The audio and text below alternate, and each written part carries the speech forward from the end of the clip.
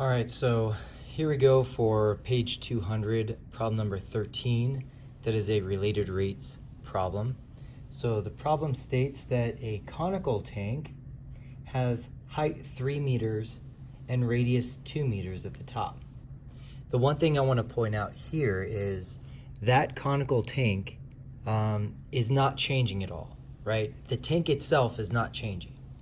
So it has a height of 3 meters and a radius of 2 meters. Those values are constant.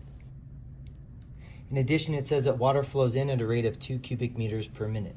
Now, you see that I have that labeled as dV dt, and I have the dV dt is positive, because think about it, if water is entering the tank, then the rate at which the volume is changing is positive, right? The volume is increasing, so the rate at which the volume is changing is positive.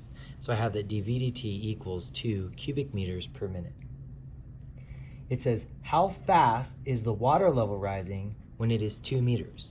So here, the whole tank is 3 meters high. So if we have that the water inside the tank, so this is now this blue cone that I'm going to draw inside the black cone represents the water. We all know that water takes the shape of whatever container it's inside. And so the water takes the shape of a cone in there, okay? And now instead of me putting down right here that the height is 2 meters, I'm going to introduce variables, right? Because in order for me to introduce relate rates, I have to relate variables first and then go from there. So I'm going to call this H and I'm going to call this R. So the somewhat confusing thing for some people is that there are 2 heights here and 2 radii, right? There's the height of the actual tank, and then there's the height of the water cone, let's call it. And then there's the radius of the tank, and then there's the radius of the water cone. And so now when we look at this, because we already have that the rate that the volume of water inside the tank is changing, let's relate V with R and H using a formula that we know for the volume of a cone. So hopefully we remember that the volume of a cone is pi thirds r squared times h, right?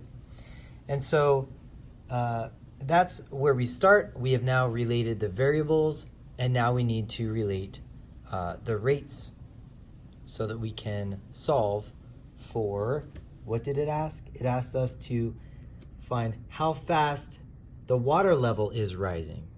Well, the water level is rising. Well, that's the rate at which h is changing. So my big unknown is dH dt, where h is the height of the water. Okay? So that's what I'm looking to find. So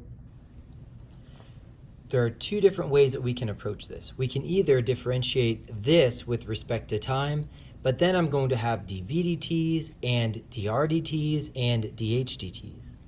But I don't really want dr dt's. Dr dt was not given to me as a known value, and it wasn't asked for me to find the rate that the radius of the water cone was changing. It was only asked what's the rate at which the height of the water is changing, or the water level is changing.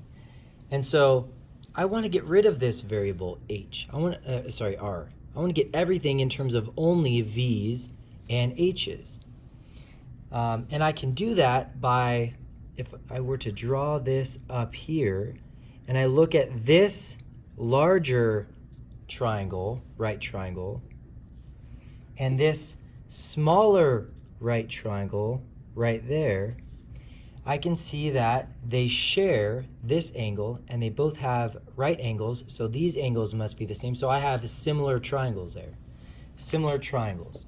So if you recall, one way I could represent this is the small radius is to the big radius, so R is to 2 meters, as the small height is to the large height, so H is to 3 meters.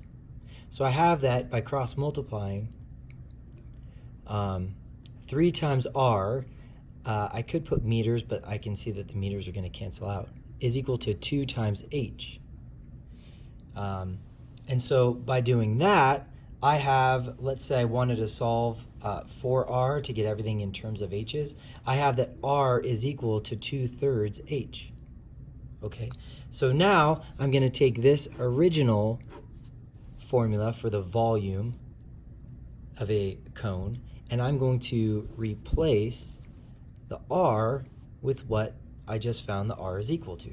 So now I'm going to say that v equals pi thirds times r squared times h, but r is just 2h over 3, or 2/3 h.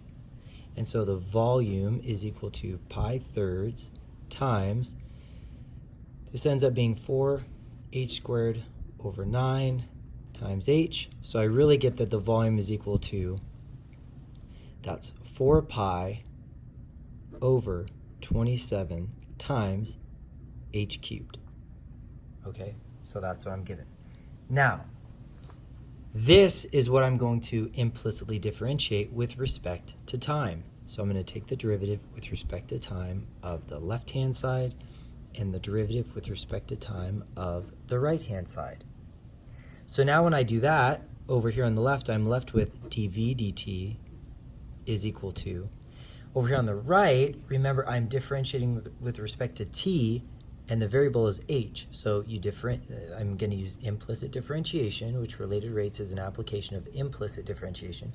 So when I do that, right, I bring the 3 down, and so the 3 cancels out with a 27, so it's 1 over 9. So it's 4 pi over 9 times h squared times dh dt. Okay, so this is what I get after I implicitly differentiate. At this point, I'm going to plug in everything that I'm given, so the known values, and solve for my big unknown value, which is my dh dt. But I'm given what dv dt is up there, and if h equals 2, right, because they told us to find how fast the water level is rising when the water level is 2 meters. So they give us that h is equal to 2. And you notice that I did not plug in 2 for h until I differentiated, in this case implicitly differentiated. And that's a very important thing that you have to understand. You never plug in the values of things that are changing until after you differentiate, right? I was able to use 2 and 3 because those were not changing, but h is changing as the water level is coming in, or as the water is coming in, that water level is rising. So h is changing, right?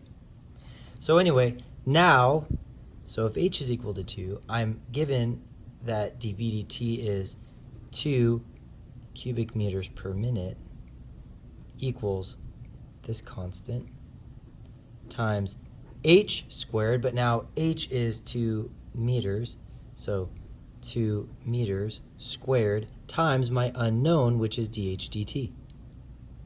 So this yields that, 2 cubic meters per minute. So that's 4 times 4 is 16 pi over 9 square meters, right, meters squared, times dh dt. So now you could divide both sides by 16 pi over 9 meters squared, or what I like to do is multiply by 9 over 16 pi, and then the meters squared is on the bottom. So I'm going to do that over here, 9 over 16 pi meters squared, like that. And so obviously those guys are going to cancel out, and over here I'm left with, so the 2 and the 16, that's 1 and that's 8.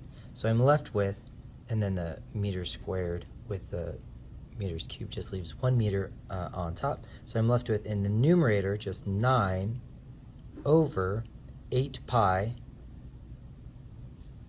meters per minute equals dh dt.